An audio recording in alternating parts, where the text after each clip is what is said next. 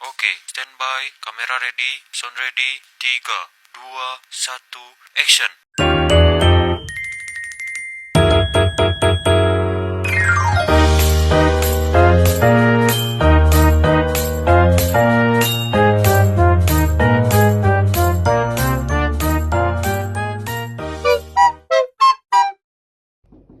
Assalamualaikum.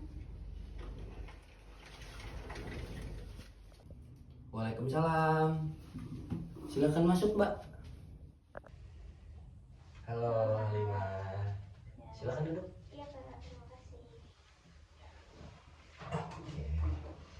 Selamat siang, Lima. Iya, selamat siang juga Kak. Makasih ya udah bisa datang hari ini. Iya Sebenarnya Kak. gimana kabarnya? Saya alhamdulillah baik sih Kak. Tapi akhir-akhir ini saya merasa agak nggak tenang. Apalagi semenjak beberapa minggu terakhir saya sering kepikiran terus soal tugas presentasi terutama yang harus saya lakukan. Rasanya seperti ada beban berat di dada saya Kak. Saya senang kamu datang. Terima kasih sudah mau meluangkan waktu. Tapi saya bisa lihat dari cara kamu duduk dan menatap. Sepertinya kamu sedang menahan sesuatu. Apa ada hal yang mengganggu kamu?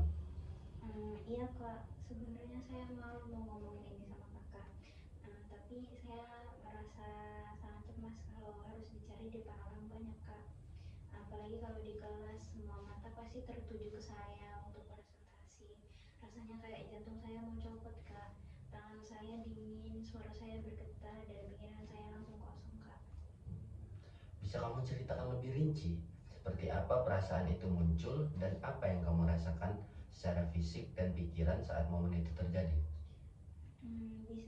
Biasanya rasa takut itu muncul jauh sebelum presentasi Kak. Misalnya dosen baru bilang minggu depan presentasi, itu udah bikin saya jadi gelisah seminggu penuh. Malam sebelum presentasi apalagi Kak, saya nggak bisa tidur, saya bolak-balik ngulang materi, tapi tetap nggak percaya diri gitu Kak. Pas hari H saya bisa ngerasain tangan saya gemeter, kaki saya kaku, dan kepala saya rasanya kosong. Materi-materi yang udah saya hafalin itu mm, hilang semua Kak. Saya tahu apa yang mau saya bilang, tapi tiba-tiba semuanya hilang gitu aja Kak, walaupun saya udah latihan berulang-ulang. Oke, gitu ya. Sejak kapan kamu mulai merasakan seperti ini? Apakah baru terjadi pas kuliah ini atau pas SMA udah terjadi? Kayaknya udah dari SMA Kak, karena kan dari SMA juga udah mulai ada tugas buat presentasi Kak. Waktu itu juga saya pernah tampil di depan kelas, tapi saya salah ngomong dan teman-teman saya malah ngetawain saya Kak. Nah, sejak hari itu juga saya ngerasa saya selalu takut kalau disuruh maju, tapi di kuliah ini lebih sering dan lebih menegangkan Kak, karena hampir setiap minggunya juga ada tugas buat presentasi, karena semua orang kelihatan pintar-pintar dan saya takut kalau saya terlihat bodoh Kak. Oke, jadi kecemasan yang Halimah alami ini bukan cuma muncul saat Halimah bicara gitu ya, Iya tapi betul Kak. bahkan ketika kamu cuma ngebayangin akan tampil di depan kelas juga kamu merasa cemas gitu. Iya betul Kak. Bahkan ketika teman ngajak diskusi kelompok, saya jadi gugup. Saya takut kalau ide saya salah atau nggak menarik. Kadang saya pengen banget ngomong, tapi gitu buka mulut, pas saya mau buka mulut saya rasanya suara saya nggak keluar Kak. Saya cuma bisa diem dan akhirnya ngerasa bersalah sendiri karena nggak bisa berpartisipasi. Dan saya bisa cerita sama kakak ini karena sebelumnya kita juga udah pernah ketemu buat bimbingan. Jadi sebenarnya kamu bukan cuma takut untuk berbicara ya, Iya Kak. tapi lebih takut kalau orang lain bakal menilai kamu negatif gitu Iya ya. betul Kak.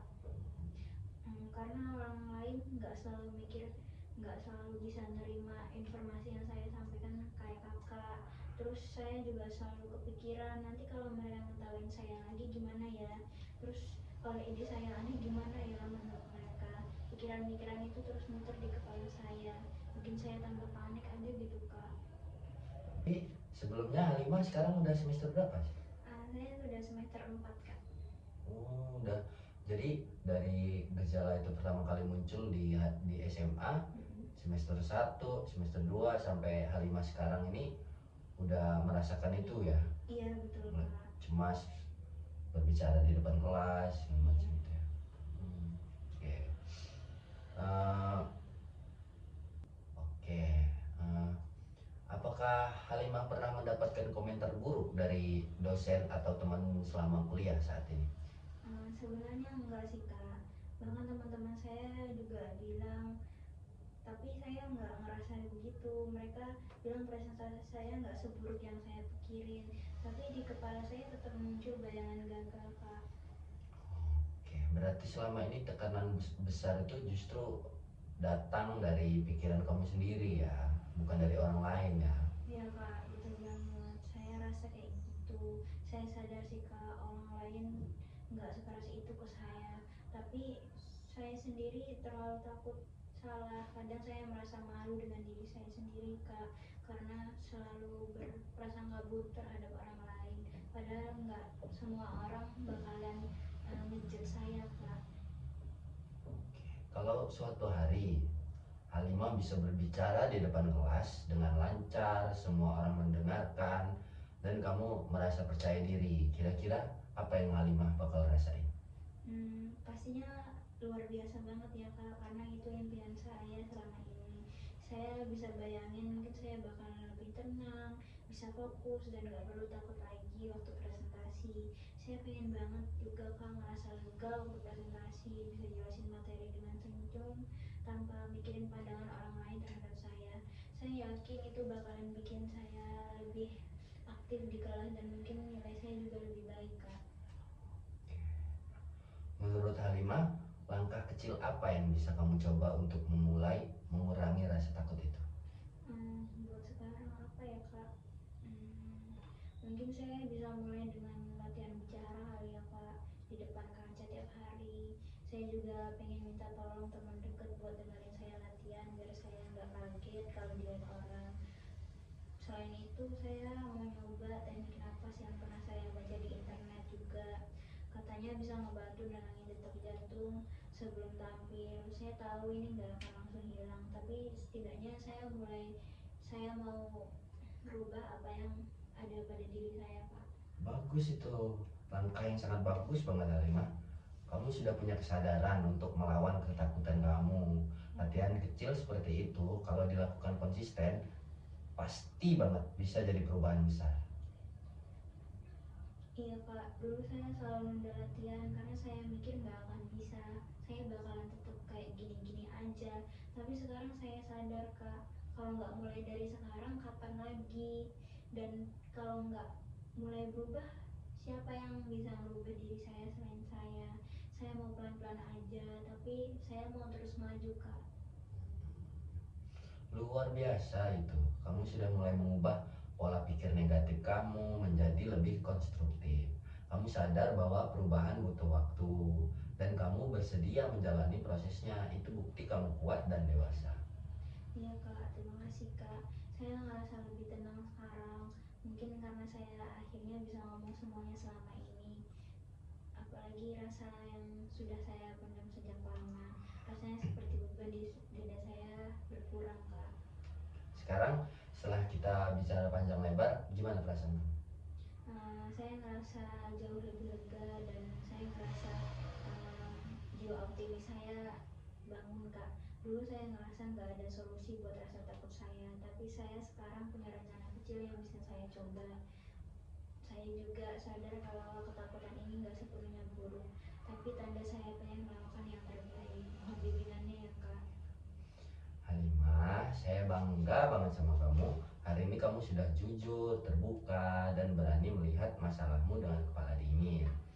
Dari pembicaraan kita, saya bisa simpulkan kalau kecemasan kamu itu muncul karena pengalaman masa lalu dan pikiran negatif yang terbentuk dari sana. Iya Kak. Tapi kabar baiknya, kamu punya kesadaran dan kemauan kuat untuk berubah. Itu langkah awal yang sangat penting. Untuk minggu depan, kamu bisa yang pertama latihan bicara di depan kaca selama 5 menit setiap hari. Yang kedua, latihan di depan teman dekat kamu minimal 2 kali sebelum presentasi berikutnya. Yang ketiga, menulis catatan refleksi tentang perubahan perasaanmu setelah setiap selesai latihan. Oke Kak. Kita akan bahas hasilnya di pertemuan berikutnya ya. Saya yakin kamu akan melihat kemajuan sekecil apapun itu. Ya Kak, terima kasih banyak Kak. Saya bakalan ngelakuin apa yang Kakak bilang. Saya rasanya saya punya arah baru sekarang. Saya nggak sabar buat mulai latihan dan buktiin kalau saya bisa ngalihin rasa takut saya. Luar biasa, Rima. Kamu sudah berada di jalur yang benar.